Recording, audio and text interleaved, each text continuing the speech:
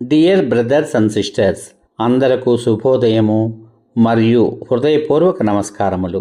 Heartfulness కథలలో భాగంగా పూజ్య శ్రీ చారీజీ చెప్పిన కథ నోబెల్ బహుమతి పనిమనిషి అనే కథను 4వ కథగా విందాం.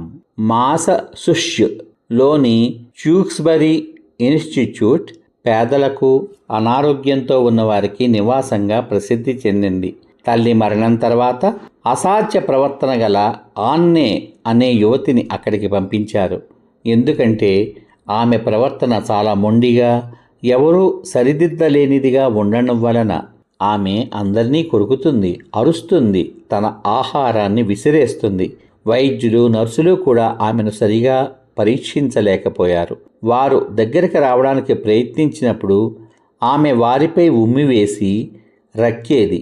ఈ కారణంగా ఆమెను తరచుగా భవనపు పురాతన విభాగంలోని అడుగున చిన్న జైలు లాంటి గదిలో ఒక బోనులో పెట్టేవారు. ఇదంతా గమనించిన అక్కడ పనిచేసే ఒక వృద్ధురాలికి ఆ చిన్నారి పట్ల చాలా జాలి కలిగింది. ఆమె తరచూ తనలో తాను ఇలా అనుకునేది: అలా పంజరంలో బంధించబడడం నాకైతే ఖచ్చితంగా ఇష్టం ఉండదు. ఆమె అన్నేకు సాయం చేయాలి అని అనుకుంది, కానీ ఏం చేయాలో తెలియలేదు. వైద్యులు, నర్సులే ఏ విధంగానూ సహాయం చేయలేకపోతుంటే నాలాంటి వాళ్ళు మాత్రం ఏం చేయగలరు అని తనలో తాను మథనపడింది. ఒకరోజు రాత్రి పని ముగిసిన తర్వాత ఆమె ఆన్నే కోసం ఒక చిన్న కేకును తయారు చేసింది. మరుసటి రోజు ఆమె దానిని తీసుకువచ్చి జాగ్రత్తగా ఆన్నే గది దగ్గరకు వెళ్ళి, ఆన్నే, నేను నీకోసమే ఈ కేక్ తయారు చేసి తెచ్చాను. ఇక్కడ నేలపై ఉంచుతాను, నీకు కావాలంటే వచ్చి తీసుకో అని చెప్పి కేకును తనపైకి విసిరేస్తుందనే భయంతో కొంచెం వెనక్కి వెళ్ళడం ప్రారంభించింది. కానీ ఆన్నే అలా చేయలేదు. నిజానికి ఆమె కేక్కును తీసుకుని తిన్నది. ఆ తర్వాత ఆన్నే ఈ పని మనిషి ఉన్నప్పుడు కొంచెం చక్కగానే ఉండేది. వారిరువురు కొన్నిసార్లు మాట్లాడుకునేవారు. ఒకసారి ఈ మహిళ ఆన్నేను నవ్వించింది కూడా. ఒక నర్సు దీనిని గమనించి డాక్టర్కి చెప్పింది. ఆన్నే చికిత్సకు సహాయం చేస్తారా అని వారు పని మనిషిని అడిగారు. ఆమె అంగీకరించింది.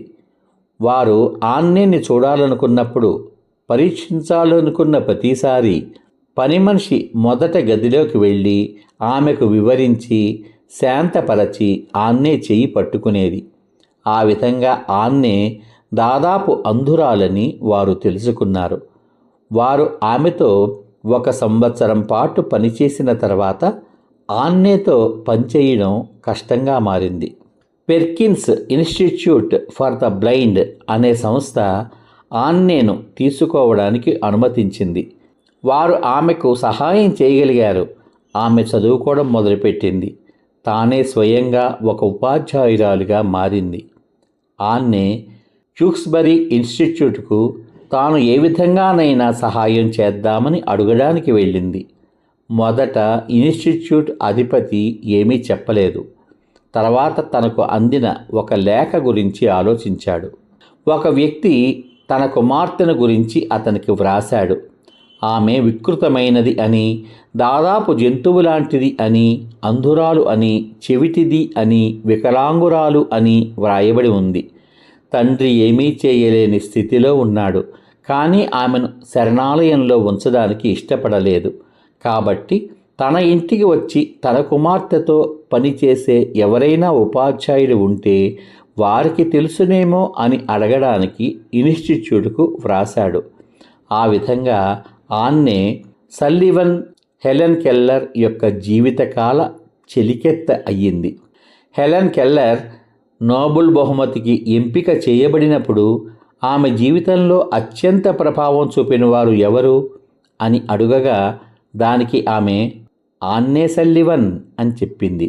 కాదు హెలెన్, మన ఇద్దరి జీవితాలపై గొప్ప ప్రభావం చూపిన మహిళ టెక్స్బరీ ఇన్స్టిట్యూట్లో పనిచేసిన పని మనిషి అని చెప్పింది. నాలాంటి వాళ్ళు ఏం చేయగలరు అని ఒక వ్యక్తి అడిగినప్పుడు చరిత్ర మారుతుంది. దయతో చేసిన చిన్న పని కూడా మానవ జాతి అంతటికీ శాశ్వతమైన ప్రభావాన్ని చూపుతుంది. సహాయానుభూతి అనేది మరొకరి క్షేత్రంలో అది వారు అనుభూతి చెందినదైనా, వారు మీ వద్దకు తీసుకువచ్చినదేదైనా సరే దానిని స్వతసిద్ధంగా శృతి చేయడం వంటిది. పూజ్యచారీజీ. సమాప్తం.